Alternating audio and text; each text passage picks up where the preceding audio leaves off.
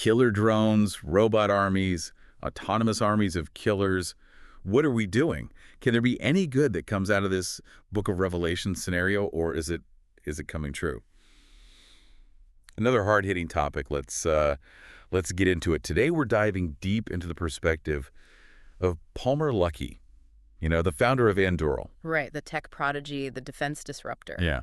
He's really shaping the future of AI and, well, military tech. Yeah, exactly. And our source for this is a pretty fascinating conversation he had with Peter Diamandis. Oh, yeah, I saw that one. The YouTube title was something like, "The Billionaire Building America's AI Military." Yeah, it's one. So our mission today really is to just try and understand Luckey's view on where military tech is going, especially, autonomous systems and what that all means. All the implications, yeah. It's heavy stuff. Definitely. And look, we know you listening might have different levels of tech knowledge, so we're going to try and unpack it clearly without getting, too bogged down in jargon. Okay, let's kick things off then. Luckey starts with this really strong sense of urgency. He actually says, we don't have time for business as usual. We don't have money for business as usual. We have to try something. You really get that feeling, don't you? That he sees a pressing need for change, like right now. Absolutely. And it makes you wonder, with so many ideas probably flying around, how does he even start filtering them, especially in defense? What's your take on that urgency and the filtering process? Well, it's fascinating because it recognizes that the old ways, the traditional approaches, they might just not cut it anymore, with threats evolving and budgets being what they are. Right, that urgency seems to push against the usual, sometimes slow, defense bureaucracy. Exactly. And look, some argue that caution is needed, for vetting and accountability, totally valid. But others, like Luckey it seems, think it just stifles innovation. So he leans towards action. Clearly. And for filtering. Based on what he says, it sounds like a very practical approach. Does it fix a critical problem? Can we actually do it? And is anyone else already doing it well enough? So it's about finding those gaps, those real needs. Yeah, and that urgency just fuels trying different, maybe unconventional things. Okay, now this is where it got really interesting for me. Humanoid robots in defense. Ah, yes. Wow. The Terminator image immediately springs to mind, doesn't it? Totally. But Luckey's near-term idea is... Well, it's surprising. He's not talking frontline killer robots, not initially anyway. Oh, so what's the idea then? He suggests using robots with, and this is his analogy, maybe the physical capability of an 85-year-old man. An 85-year-old man, seriously, what for? To operate existing systems the humans currently run, like surface-to-air missile systems, or even staffing missile silos. Huh. So robots doing the jobs where humans basically have to sit and be bored for hours on end. Pretty much. Yeah. It's definitely not the first thing you picture. That's... wow.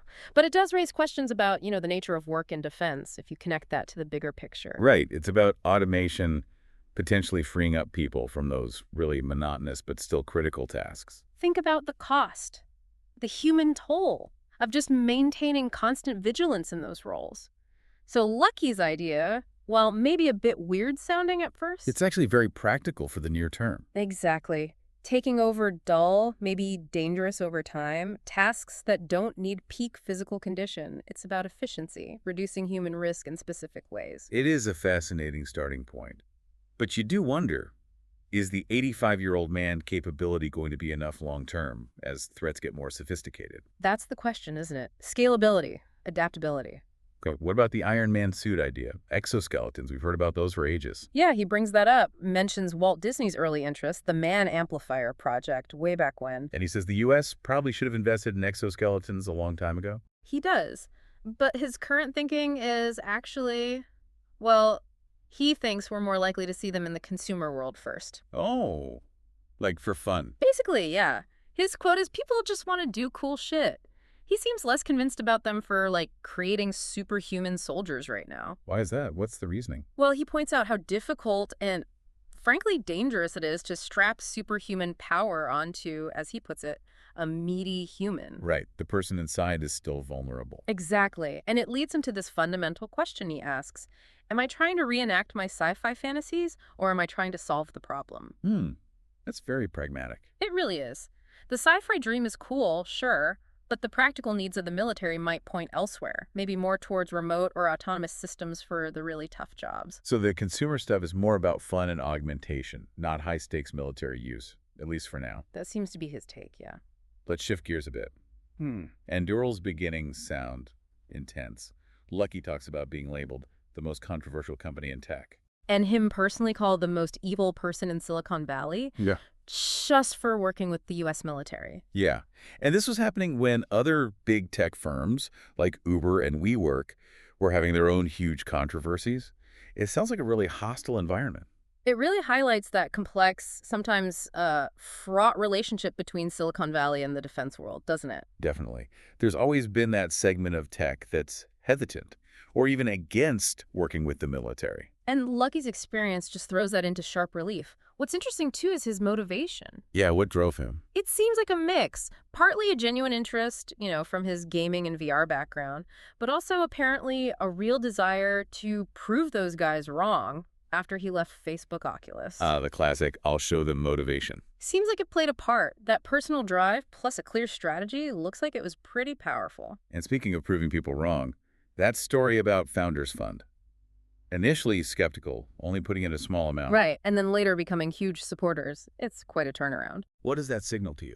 Well, it really just underlines how important it is to actually deliver, to show results. Maybe the idea seemed like a long shot at first, especially to VCs used to consumer tech. But once Anduril started building real things. Exactly. The skepticism probably faded as they saw the potential. It shows Lucky could execute, and that some investors are willing to change their minds when they see real progress. Okay, then the really big news. Anduril taking over that massive $22 billion IVS contract from Microsoft, the Integrated Visual Augmentation System. Yeah, that was huge.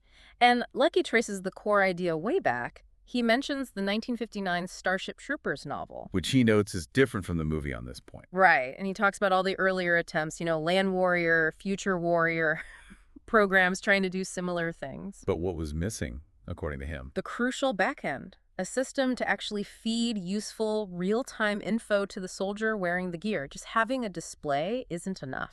So it's not just the headset, it's the whole integrated system. Precisely.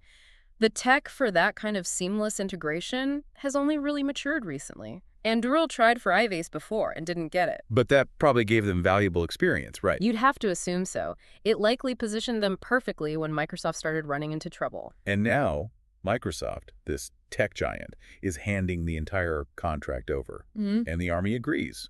That's significant. Hugely significant. And Lucky sounds incredibly confident about it, saying they can do in 6 months what might take others 8 years. That is a very bold claim. It certainly is. It suggests maybe Microsoft struggled with the specific military requirements. And Lucky's confidence probably comes from Anduril's focus, their experience, maybe just being more agile organizationally. Plus, Anduril didn't just get IVS, they bought Microsoft's whole mixed reality business unit, right? Yeah, and apparently IVS was pretty much the only substantial thing left in it, so it signals Microsoft stepping back from AR/VR more broadly too. Makes Anduril's win even bigger. So, building on that disruptive idea, Anduril calls itself a defense product company, not a contractor. What's the real difference there? Why does he stress that? Okay, so the core difference is really about risk and incentives. Your traditional contractor often works on cost-plus deals. Meaning they get paid for their costs plus profit. Right, which, can unintentionally encourage taking longer, spending more money. There's less incentive to be super efficient. Okay. So how is Anduril different? They use their own money, their own capital, to develop products first. Then they sell the working product. So the risk is on them initially. Exactly. It totally aligns their incentives with being fast, efficient, and making something that actually works well. Profit depends on it. And he gives examples of things they built on their own dime, right? Like fighter jets, submarines. Autonomous fighter jets, autonomous submarines, the vision systems, their Lattice AI platform. Lattice AI. What's that exactly? Think of it as the central nervous system for all their hardware. It processes sensor data, coordinates the autonomous stuff. They built all this before getting a contract for it. Wow. That really is a completely different model for defense innovation. It is. Taking that financial risk up front lets them move faster, respond better to what the military actually needs. It seems key to their whole approach. So with all these potential projects, how do they decide what to actually go after? He mentioned a 4-part test. Yeah, it sounds like a pretty solid filter. First, the Pentagon has to really care about the problem, like top-level, keeping Joint Chiefs awake kind of problems. Okay. High priority needs. Makes sense. What else? Second, Congress has to care. They hold the purse strings, right? So Hmm. things need to align with their priorities, like the shift from counterterrorism to focusing on great power competition. Got it. Pentagon need, congressional backing. Third, Third, Anduril itself has to be able to do it really well. It has to fit their capabilities and where the company is heading. Like developing autonomous fighters over time until now, they feel they're, beating Boeing and Lockheed Martin, as he put it. confidence isn't lacking, is it? And the fourth part. Fourth, other people aren't doing a good enough job already. They want to tackle unmet needs or areas where existing players are underperforming, not just make tiny improvements where things are already okay. So find a big problem, make sure there's political will, be sure you can actually solve it better than anyone else. Pretty much sums it up. It's a strategic way to focus their efforts. Okay, one of the moments that really stood out for its bluntness was when Lucky called the advice, follow your dreams, the show, well, his words, dumbest shit I've ever heard. Yeah, he doesn't mince words, does he? That's certainly a direct take. Very direct. He pushes hard on following skills and talents instead if you want to make the biggest impact. Wow.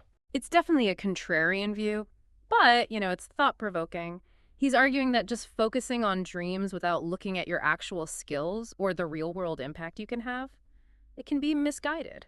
He brings up how kids' ambitions have changed, right? Mhm. From astronaut to YouTuber. Yeah, he uses that as a sort of supporting point. His worry seems to be about the societal effect.